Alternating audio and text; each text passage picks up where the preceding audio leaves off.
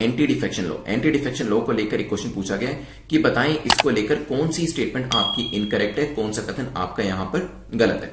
पहली स्टेटमेंट कहती है ये जो लॉ पास किया गया था 52nd amendment to the constitution करके लिया गया था, तो इसमें जो अमेंडमेंट का नंबर है, देखिए यूजुअली यूपीएससी नंबर्स नहीं पूछता है, लेकिन yes there are certain numbers, चाहे वो अमेंडमेंट का नंबर हो, किसी पर्टिकुलर आर्टिकल के बारे में पूछा गया हो, या फिर इवन हमारे कुछ टारगेट्स होते हैं। गवर्नमेंट ने टारगेट सेट किए कि 2022 तक फार्मर्स की इनकम को डबल करना है, ये 2025 किसी चीज का टारगेट है, 2030 किसी चीज का टारगेट। तो ये टारगेट्स आपसे एक्सपेक्ट किए जाते हैं कि एज अ सिविल सर्वेंट आपको पता होने चाहिए, क्योंकि ये टारगेट जब आपको पता होंगे और आप डिस्ट्रिक्ट को हैंडल करने के लिए जाएंगे, डिस्ट्रिक्ट में आप एज एन एडीसी डीएम के तौर पर वहां पर रहेंगे, तो जब तक आपको ये टारगेट्स नहीं पता होंगे गवर्नमेंट के, तब तक आप अच्छे से काम नहीं कर पाएंगे वहां पर। ठीक है, तो प्रायोरिटीज क्या है गवर्नमेंट की, वो आपको पता होनी चाहिए, और वो इन्हीं टारगेट्स के थ्रू ही आपको पता चल पाएंगे।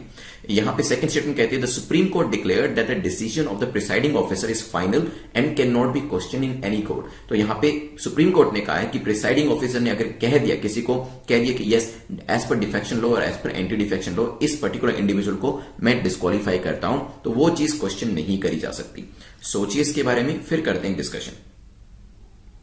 चलिए देखिए, द एंटी डिफेक्शन लॉ के बारे में रिसेंटली वाइस प्रेसिडेंट, कौन है हमारे वाइस प्रेसिडेंट?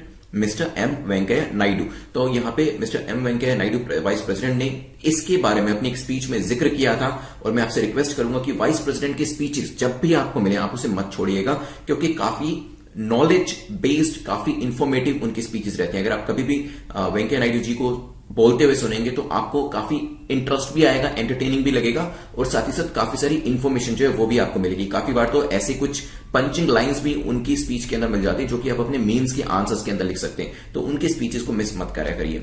तो यहां पे जो लॉ पास किया गया है, तो यस 52nd अमेंडमेंट के थ्रू किया गया। Anti defection law was passed in when in 1985 through the 52nd amendment to the constitution. और इसने कौन सा शेड्यूल ऐड किया था, क्या कोई बता सकते हैं कौन सा शेड्यूल इस पर्टिकुलर लॉ के द्वारा ऐड किया गया था?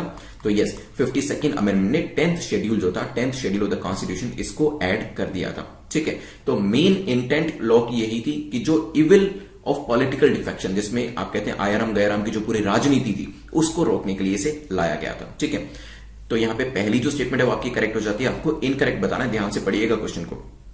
क्या यहां पे प्रिसाइडिंग ऑफिसर ने जो कह दिया वो पत्थर की लकीर होगा? देखिए, पहले तो ऐसी चीज मानी जाती थी कि जो प्रिसाइडिंग ऑफिसर ने कह दिया मान लिया हमने, लेकिन आफ्टर द किलोहत होलान केस, आपने सुना होगा इस केस के बारे में, लिख देता हूं मैं यहां पे कि हो तो होलान केस।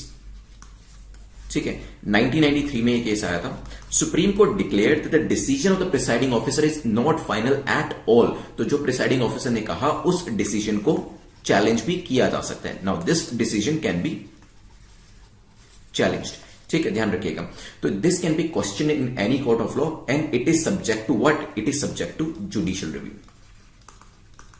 ठीक है, तो जुडिशियल रिव्यू का जो प्रोविजन है वो इसके ऊपर अप्लाई होता है कि क्या इसके पीछे इंटेंट सही थी या मेलाफाइड थी। ठीक है, ध्यान रखिएगा। तो सेकंड स्टेटमेंट आपकी इनकरेक्ट हो जाती है, और इसी वजह से आंसर भी आपका बी हो जाता है। ध्यान रखिएगा, B is the correct answer, क्योंकि यहां पे एंटी डिफेक्शन लॉ के बारे में हमने बात करी है।